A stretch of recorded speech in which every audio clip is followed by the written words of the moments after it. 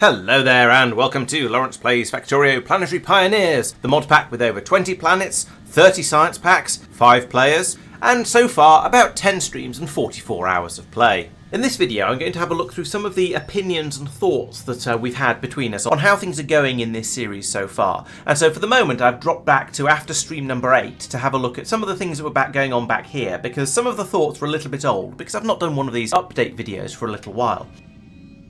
And as you can see, the first thing here that I wanted to talk about is that we're rather short on iron for a very, very long time. And I know that tends to be the case in early game Factorio. You start off getting through enormous quantities of iron, then after a little while you start making huge numbers of circuits, and then your shortages all switch over to copper. But, you know, and at this point we're at the iron shortage. But this is a thing that we worked on quite hard, quite a long time, in quite a number of different ways. So we've been bringing in more and more and more belts worth of iron ore coming down from the mine up at the top. And granted, these belts aren't full, so we could do something about that. But yeah, even so, even with all of this coming in, and with the crushing stage in here as well, which increases the amount of iron we get out by about 25%, and then and so on, and with upgrading the furnaces over here to steel furnaces, even with all of those sort of improvements, we're still getting through basically all of this iron that was being produced, and it wasn't remotely enough. And similar problems with the steel as well. And by this point, we'd even started bringing in more iron from over here somewhere, from one of the city block build setups, where there is,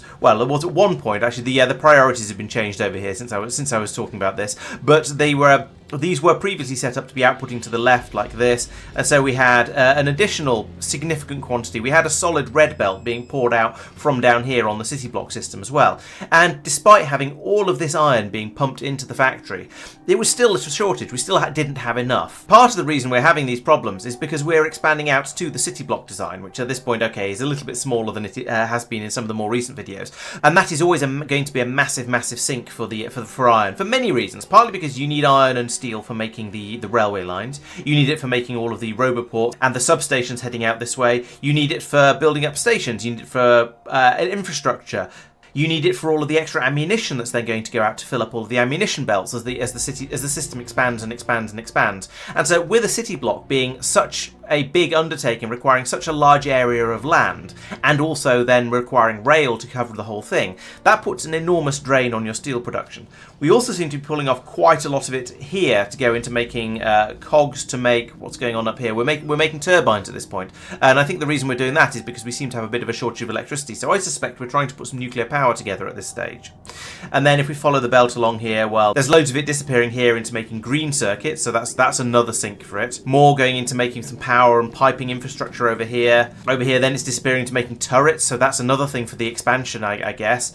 And then down here eventually, well, there's none left. I can't really tell where it's all going. But interestingly, if I skip forward another stream, so this is after stream number 9, we can then see that the iron has actually caught up. Well, it's not completely caught up, and there's still a shortage of steel, but the iron is now, well, there's a decent amount on the belts here, and we've now got a shortage of copper instead. And that's because, well, here it's all just been put onto a single belt, then it's been split out to 2 belts again, so that's not actually doing anything. Fine. Then it's been coming all the way along here, and I mean, there's small amounts of it are being taken out, but the main sinks at this point are here. Here we are making the green circuits in order to make red circuits, so we need a lot of those. And this shortage was leading towards us not having enough roboports or enough substations for our expansion. Then all of it is going into making low density structures, because at this point we're still trying to launch rockets, I think. Oh no, we're not trying to launch rockets from here anymore, so that solved that problem. But we are still swallowing up lots of copper over here to make all the green circuits, to make the red circuits, to make the blue circuits, and we're filling up some buffer here. So this is actually a silly time to be looking at this. I should have done this on the previous stream. We're trying desperately to make all the things we needed to make the rockets for launching those, and now it seems that all of this is being sunk into making parts for spaceships. And if I skip forward another stream, so we're now looking after stream 10, when we're about 44 hours into the game, copper is still a problem over here, and once again it's still all disappearing into the blue circuit production here, which is quite spectacular. And then these blue circuits are being dribbled off down this belt, and they're probably going off to go and make nothing at all. Okay, so as you can see, this area is in the process of being deconstructed now. We've moved away from here, and that's what all of these bots are buzzing around doing. So I think at this point we've probably fixed the problems, and it's just sort of trying to catch up with legacy stuff. So at this point we shall see how it goes in the future, and I'll touch more on how we're moving away from the main bus design a little bit later on in another video, once it's got a little bit further on and is a little bit more finished. But I still think it's quite interesting that the limiting factor for a long time was producing the iron in order to make this glorious city block system that you can see going on over here. That was a big struggle. And then a little bit later on, it became the copper that was the big struggle, trying to make enough blue circuits and enough low density structures. And low density structures take steel as well, so that's still going to be an iron sink. And that was where an enormous quantity of our resources were going. In fact, over here, even though we're not really using the low density structures anymore, we're still pouring the copper in over here. It's taking all of the copper that's remaining. Well, that's in the blue circuits. It's just a bottomless pit. I think I said in a previous stream or a previous video that low density structures are something the game offers to you at a point where you think you've got enough resources happening just to make you start crying, because it's horrendous. The low density structures are just an incredible resource sink, because it takes 20 copper plates to make every single one, and then 2 steel plates, which I think is that's 10 iron, and then 5 plastic, which is perhaps the least painful bit of it, except that we're a bit short of oil on this planet at the moment because we don't have any good patches of it scattered around. We're getting through rather a lot of it. So yeah, low density structures, just there to make your copper supply cry, because the circuit production you're going to need at this stage of the game apparently isn't enough. The next thing I want to talk about is that we've actually built up a full-on city block design, and this is actually the first game I've been involved in that's gone to this level with city blocks. I think I've said in a previous video, but normally I've done this what we refer to as a township thing, which is where you build out railway lines to all of your mines and then tack little building areas on them running off the train system. City block design takes that a step further by having these organised blocks, each of which is responsible for essentially one thing and doing that one thing well. And so, for example, down here we've got a block that is bringing in coal and crushing it. So normal coal comes in from the mines up here, is fed out onto the belts, is fed into all of these crushers, and then crushed coal comes out at the bottom. There's also a little bit of stone that comes out, and that goes over to another disposal system over here, so that can be taken away by a train when we're ready. But the main point of this is to produce the crushed coal. Then a train can come along, pick up the crushed coal from here, and take it off to a military science production area where it's dropped off and made into grenades. And then the military science packs are passed down here, we've run out of something apparently, belts if nothing else, and are dropped off here to be taken away to wherever they're needed. This will become a bit more finished in a later video, so we'll take a closer look at the science packs in another video another time. But that continues over to other blocks as well. So in this one, copper ore is brought in, it's crushed down. We have crushed copper ore coming out of the bottom here, and sand from this one coming out over here. And we also have a little stone mine tucked in the side here because there's a stone patch in the city block, and there was enough room to add that in. And then from there, that crushed copper can be taken down to a block like this one, where we're bringing in the crushed copper and we're smelting it down to make it into actual copper. And this one has been, we're in the process of currently expanding it, because at the moment, well, the one city block here is, yes, it's producing a decent amount of copper from the crushed copper, but we thought that could go faster. And so, because we don't want to put too much strain on this station, because if you try and pull too much of it out, there's a risk of running into a position where the trains can't bring it in fast enough. So we put in a second drop-off station for the crushed copper here, and then that pipes it in, and eventually it'll smelt it down here, and then pass it out the bottom over here, and we'll have twice as much copper going into the stations. This is less relevant for this particular stage, because both the crushed copper stacks up to 100, and the copper plate stacks up to 100. So we are potentially going to be producing it in sort of silly quantities at this rate. It's going to be a little bit odd, but it does mean that we can always be sure that we've got plenty of room for the drop-offs, and this system can always keep running, no matter how fast the trains are taking it away. I was going to say that additionally, the ore is going to be brought in from further away, but that's not true, because the ore gets brought into the crushers over here, and then crushed, and then from here, it's only brought from here to here, and that's a really short distance, although this train might be taking it over to a different supply. I know this one's taking it perhaps over to here. We shall see. Yep, there it goes, loops around like that, and then it brings in here to be dropped off. So the crushed copper ore is not actually being brought all that far, but you can see that there are some gaps on the belt here, so there is already a bit of a throughput limitation with the crushed copper being brought over to here.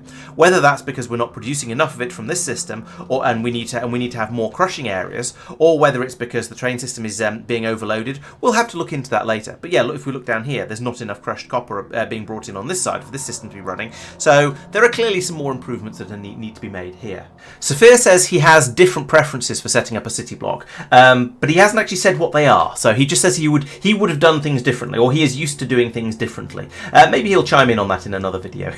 He's though looking forward to seeing all of this up and working, especially once we get the elevated rails for bypassing intersections. So the hope is that we only want the trains to be making their way down here when they absolutely have to and going into the roundabouts.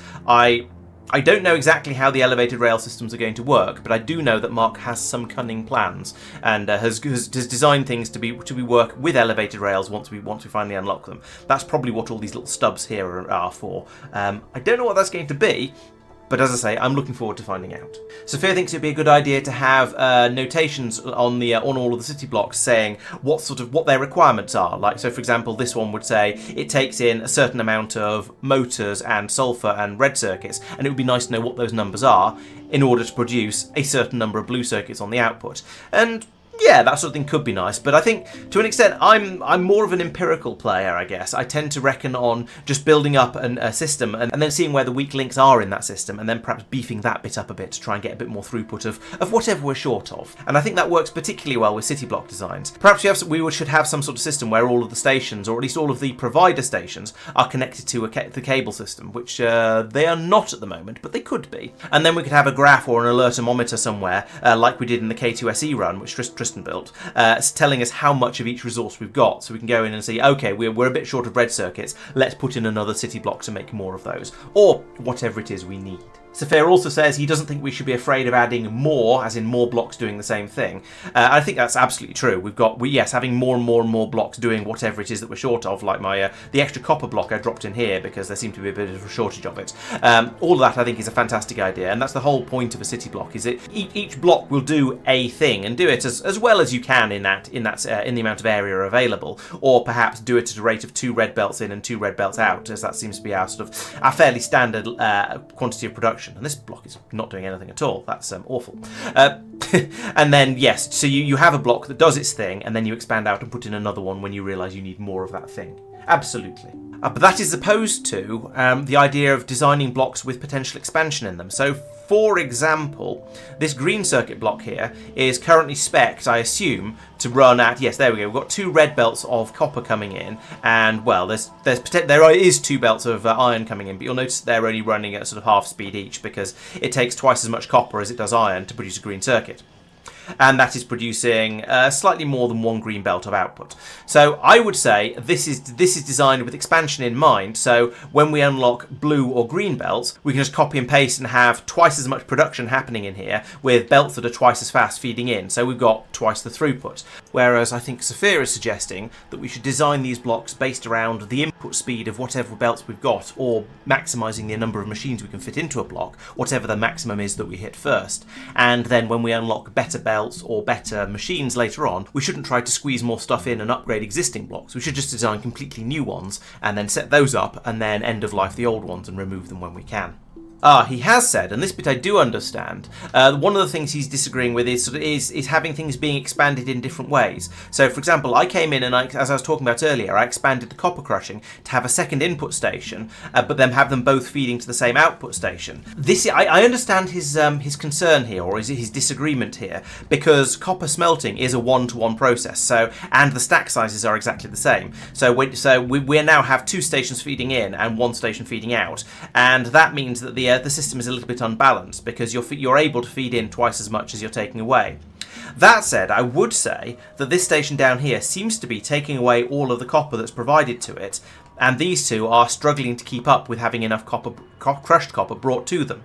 Now, it's possible that the reason they're struggling is because there isn't enough crushed copper being made elsewhere, like here, for example, but this does seem to be keeping up. There's a decent amount in this station, and there should be enough to fill another train in here, I think. It's a little bit of a struggle, but it's kind of keeping up. So, yeah, I see what he means, that we've expanded the copper production by putting in a second bank of furnaces, excellent, and then we've fed them from a second station, but it's all feeding to a single output station. That is a little bit weird, I will admit that, especially as if we find an iron smelting station, like this one, this has been doubled by having 4 red belts coming out of the single station at the top, going into a single station at the bottom. So this is still doing the one-to-one, which kind of makes more sense. I do accept the weirdness and this being a slightly strange setup here, and that this has been done differently, but that's the risk of having 2 separate people. So this one was upgraded by Sophia, for example, and the other one was done by me. And so that, as I say, that is a risk of having multiple people building things. We have different ideas for what may or may not be a good idea, and since recording the first version of this video, I've talked to Tristan and he's helped me get my thoughts in order about why this seems to work and why it makes sense. And he points out that with LTN, when a train is doing a drop-off, the station is completely reserved for that train for the time it takes for it to go to the pickup station and then to the drop-off station and empty, so basically pretty much the whole loop. if it's going to a pickup station, the station is only reserved for the time it takes for the train to get from the depot to the pickup station and to fill up. And so you can then get another train in just after that. And that means you can have about twice as many trains going to a pickup station as you can to a drop-off station if the system is being used sort of more or less flat out. This can be helped by putting in train stackers to some extent, because then you can have another train queuing ready to go into the station as soon as the previous one comes out. But as it's set up at the moment, you can get significantly more throughput from a pickup station than from a drop-off one. Mark also said that due to his vanilla LTN system that we talked about in yesterday's video, it took a little while to get some of these systems up and running, because with the lack of round robin that you get with proper LTN, that meant that you would always be feeding the closest stations first, and so you had a lot of buffer filling up going on, and that might be part of the reason why we were struggling to get some of our resources up and running at the rate we would want to.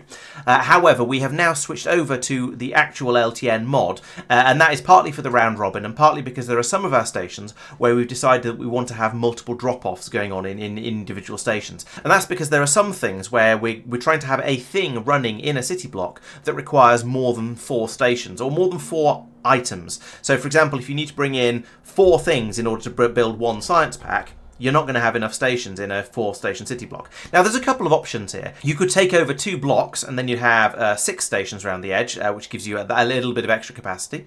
You could build additional stations, perhaps have some on the inside of these loops along here, but I believe we're saving these for additional expansion in the future, so we don't really want to do that. You could have a station in an adjacent block if it's not really using it. So for example, this block here is turning stone into landfill and therefore isn't using 3 of the stations around it. So this block here could borrow this station and then run belts all the way across. But then that means when you say you want to have more modules, silly example, but if you did, you can't just copy and paste this block to somewhere else in order to double the production, because there's funny shenanigans going on with an adjacent block. So again, we don't really want to do that.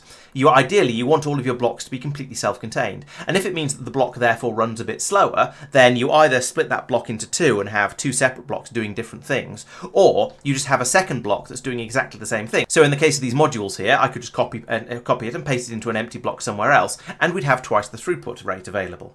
And that works for absolutely anything. So for example, down here, we've got iron ore crushing, and apparently this block wasn't fast enough. So there's another one just over here doing exactly the same thing, crushing iron ore and passing it out to stations, making it available. Now, right now, we seem to have enough, although there is a train on its way in right now to pick that up, so this is going to fill up, and then we're going to start this block running again. But at one point, we were short of crushed iron ore, so we put in an additional city block to do that. We've done the same sort of thing with crushed coal. We've got 2 down here that are both making copper plates, and they've had additional expansion going in, as we just looked at, with additional smelters in them to make them run twice as fast. And this is the wonder of a city block design. When you find something is running too slowly, all you have to do is come in here and go, okay, I would like to have another block doing this, and you copy an appropriate amount of it. You find an empty city block, and then you can just drop it in there like that.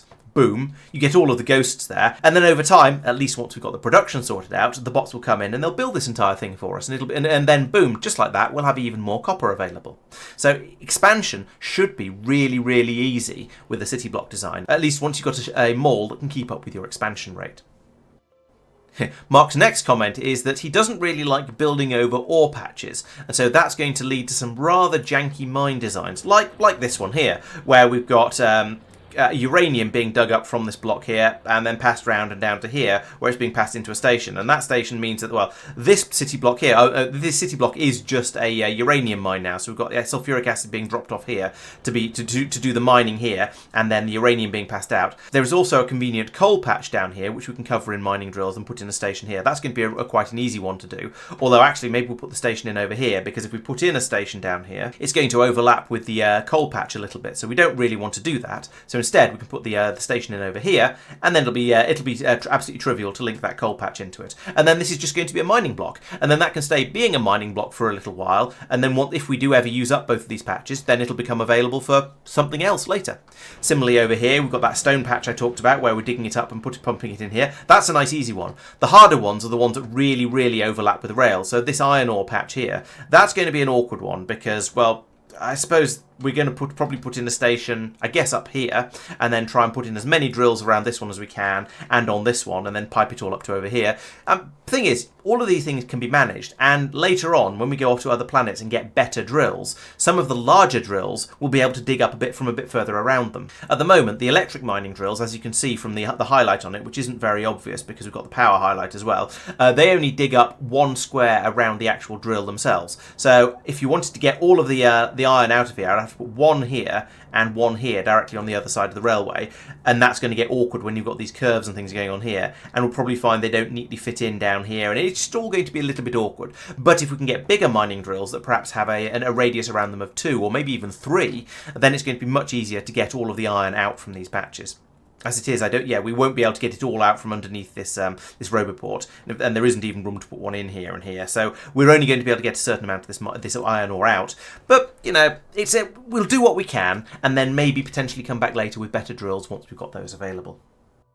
With all of this rapid expansion going on, we've had massive load on the original main bus system over here that was producing all of the resources for it, and that has led to quite a lot of bottlenecks in trying to expand the system out, where we've needed an enormous quantity of red belts, perhaps, or a railway line, or green inserters, or furnaces, or any of that sort of stuff, and that's been causing us difficulties, and therefore we've had to sort of reduce the speed we've been building out at. Roboports were one of the big problems, and that's why there's some gaps in these areas down here. You can see these roboports have not been built yet, and so that's been a limiting factor of our construction. And I think most of that, well, we looked into it a bit, and it seemed to be the red circuit production that was the limiting factor, and then that was the plastic production, although now it seems to be over to the green circuit production that's a limiting factor. So there have been a number of shortages in the system, which we've been pushing back in that traditional Factorio way, trying to get each one sorted out and then and trying to speed the production up. And it looks like, as I say, green circuits are currently the problem, so we're going to have to look into that in the next stream.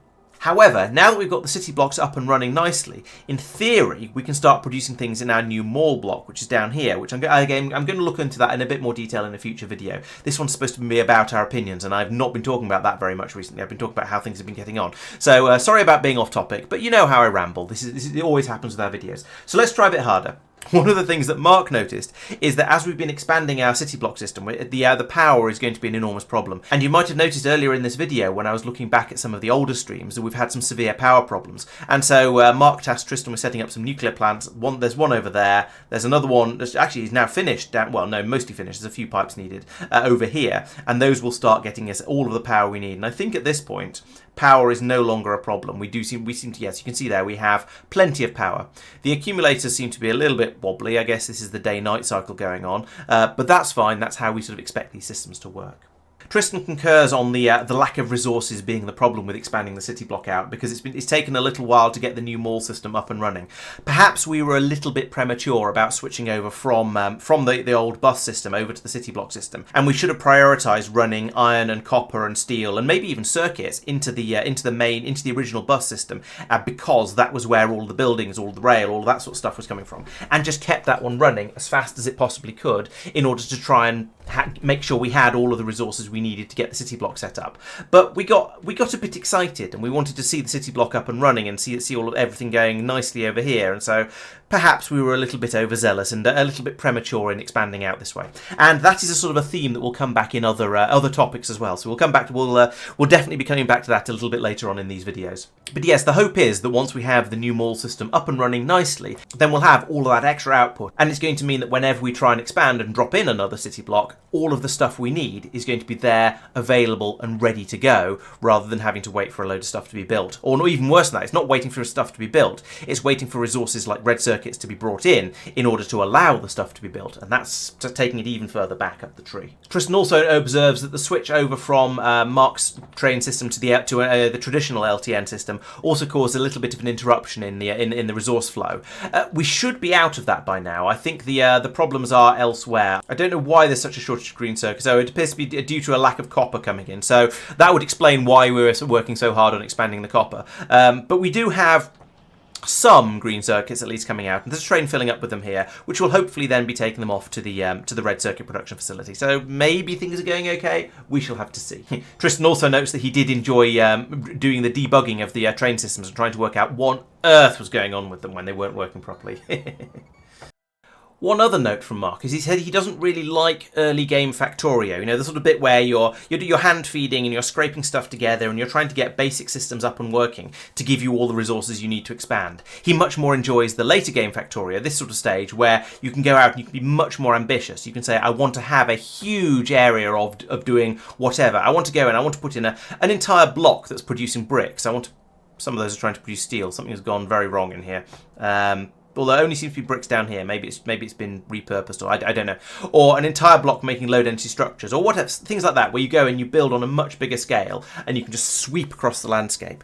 And so that's one of the reasons he wanted to do Norvis, because he was planning a massive, massive factory, which is coming together very nicely over here, as you can see, rather than being the lead on a new planet where it's going to be going over and scrabbling in the dirt and trying to get some sort of weird new product out of it that we don't entirely understand yet, and maybe only need in smaller quantities. And I can kind of understand that. I think he thinks it'd be very, very nice to just ship in a lot of the resources to other planets in order to get them bootstrapped and up and running quickly, rather than trying to go from more or less from scratch. Which is an entirely valid and slightly different way of looking at it from my opinions, where we went in on Maluna and have systems over here that are making all of the iron and the aluminium in this case, and then a mall over here that's making all of the stuff that we need in order to carry on building on this planet, rather than just shipping all of the buildings we need in from Norvis. Because the alternative would be to just ship in a load of assembly machines to make the science packs, and then come up with a way of making ice and iron and glass and carbon on this planet, all of which are very, very easy because they come basically straight out of the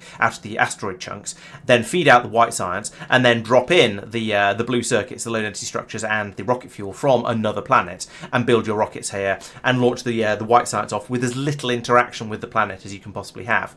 And that is an entirely valid alternative way to do things on these planets. I think it's more interesting to try and do as much as you can on a planet and try and make them self-sufficient. Mark likes to ship things in and have a central hub doing as much as possible of everything.